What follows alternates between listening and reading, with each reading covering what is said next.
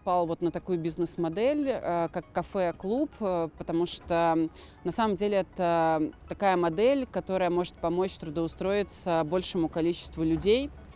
И профессии, которым нужно обучиться, чтобы работать на такой площадке, они быстрые.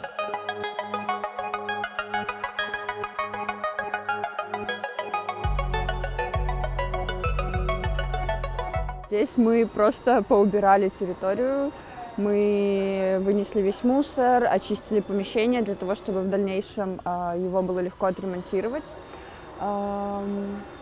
Лично я просто подметала и бегала в пыли в надежде, что это действительно поможет.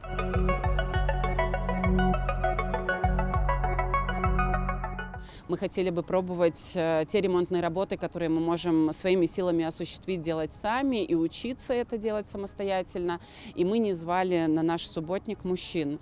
В некоторых комментариях мы видели вот такие реакции, связанные с тем, что это обидно, что мы сделаем все плохо, и все равно нам придется потом звать мужчин, это все переделывать и так далее. Некоторые комментаторы нас обвиняли в сексизме и в дискриминации мужчин. Почему-то этих комментаторов не беспокоит, например, разрыв в зарплате у мужчин и женщин в стране. Их не интересует список из 181 запрещенной профессии для женщин. У нас законодательно очень много сексистских норм, которые никого не беспокоят, кроме нескольких организаций и феминисток. Но при этом, когда мы делаем такое ограничение на ремонт, это вызывает беспокойство.